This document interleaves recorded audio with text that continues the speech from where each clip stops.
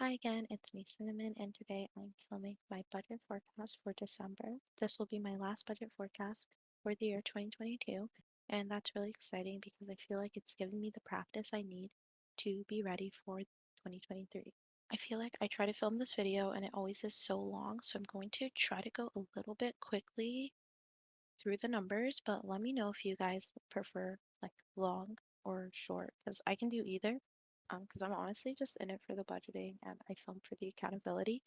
But yeah, if you guys have a preference for like me going through each number specifically or just kind of going through the totals, let me know down in the comments below. So to get into it, my gross income. I have a few sources that I'm considering. So I'm considering my interest.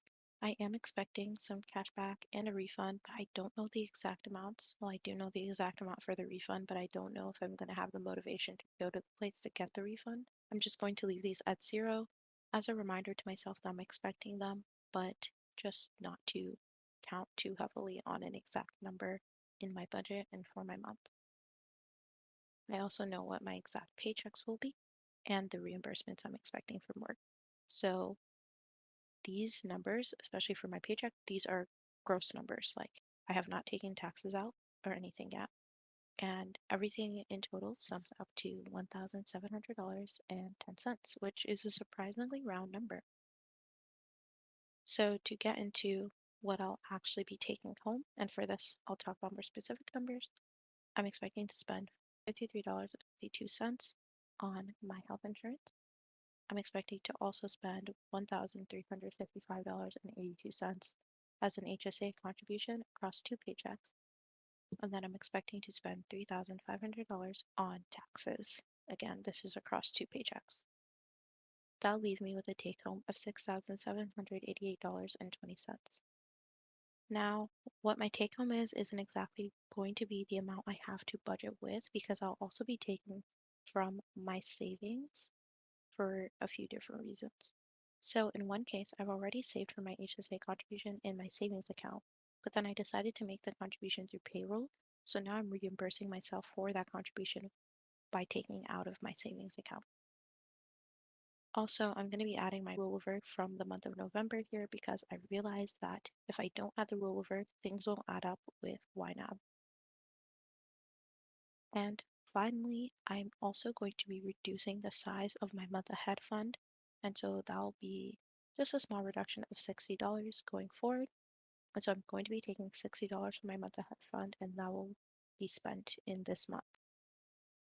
I added these two categories, the month ahead savings contribution and the sinking fund savings contribution, because I realize that sometimes you might be in a place in life where you have to deplete your month ahead fund or deplete your sinking funds for reasons other than their original intention.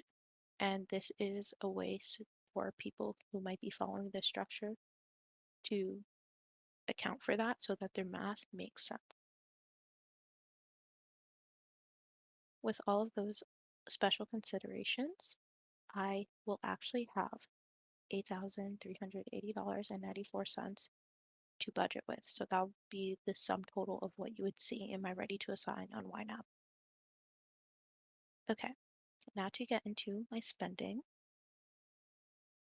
So I have my usual spending categories, and those will come out to $1,940.86. This is a little bit lower than usual because I do not plan on paying utilities this month. I believe I prepaid them. And I also am going to be dropping my funding for my reimbursable transportation category from $240 to $180.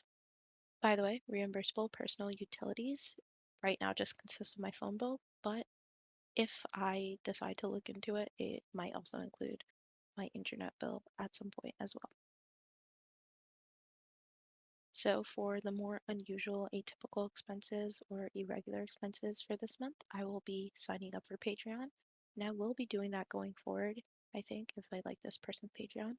This is like my first time signing up for anyone's Patreon, and that will be $5. So I'm really excited to check that out. I'm keeping global storage, hopefully for the last month, but who knows? I honestly, I'm not going to sweat it too much. I'm finally going to get my haircut this month, and that's going to come out to $60 just getting there and back, just the transportation, because I decided any other form of transportation poses great risk to ruining my hair, so I should just spend the money on taking an Uber. I'm going to be spending $600 this month on food. I'll probably be spending more. I really don't want to say that because I'm jinxing myself, but I have to be realistic. And the reason why I'm budgeting for more though is because I give myself a 120 every Saturday, and there are 5 Saturdays in the month of December. I also will be getting a new cleanser for $15, but hopefully this will come out to $0 because I hope I can cover it with my gift card. I'll be getting a gift for a friend and going to 3 work socials, and those are going to come out to $30 each. So the gift and the 3 work socials, and that's $120 in social activities. So here are my buffers for my specific categories. As a transportation buffer, I'm giving myself $60. For my health and hygiene expenses, I'm giving myself a buffer of $45. For my discretionary work expenses, I'm giving myself a buffer of $60. For my aesthetic expenses, I'm giving myself a $90 buffer. And I'm hoping this can go to a mani and a pedi, but likely it might just go to one or the other, so we'll see. And finally, for my discretionary social activities, I'm giving myself an extra $60, so that'll be 60 extra dollars spent in this category.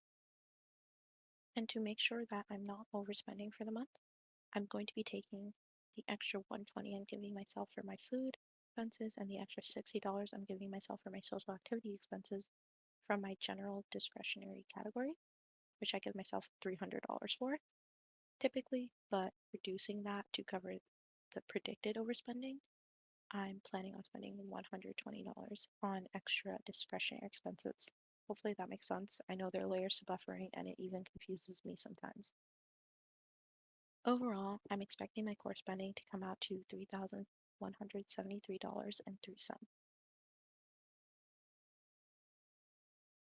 Now, as a quick just recap of some of the spending I'll also be doing from my sinking funds, these are all already funded, so this will not be affecting my remaining amount.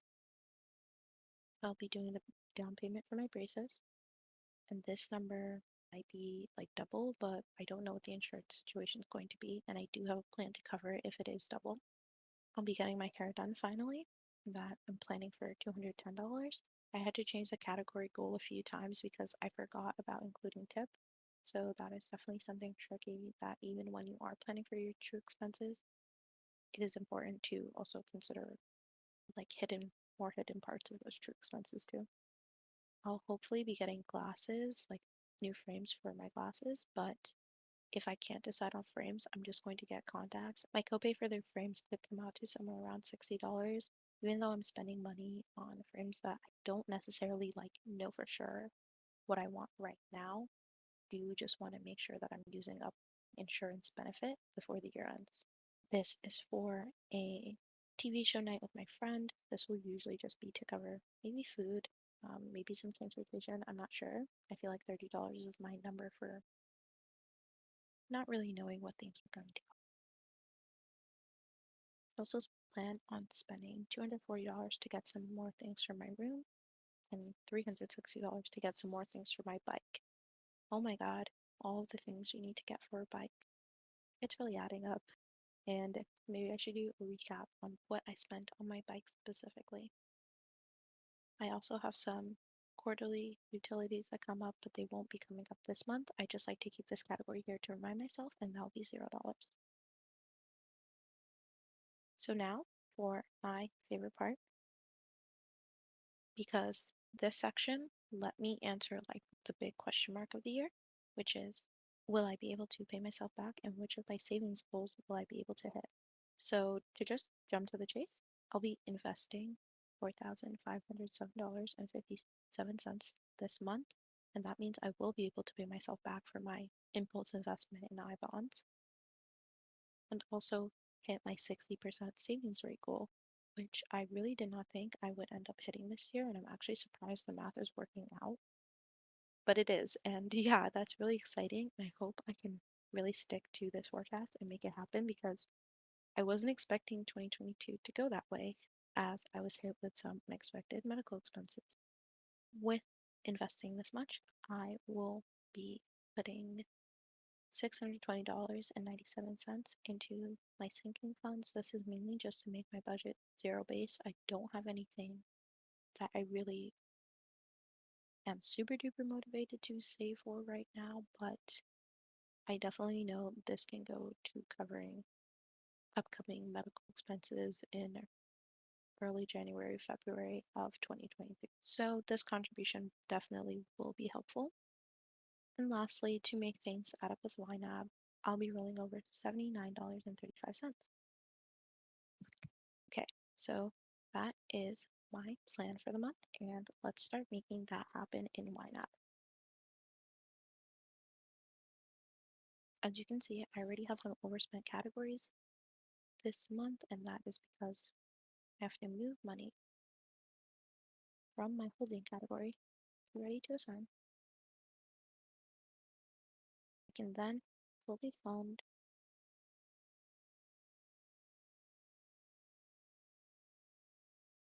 my main categories here. I have some left over. So this is $45 that I can put back into ready to assign. And the cycle begins again. As always, I'm going to hide some food money away for myself in my this month's holding category. It does help a bit to curb my food spending. I just feel like I don't, I don't know. I just don't really have an appetite for anything. So like I buy things and I'm just kind of like, no, this didn't really like fulfill me. I'm not even like not wasting food, but I always kind of find something to do with it, and I have a roommate, so we can share food. But yeah, I just, I don't know, not loving it. Anyway, this looks like a good setup for the month. I do have to move some things over, so I actually need to take, no, I have to take 120 from here and move this to next month's holding.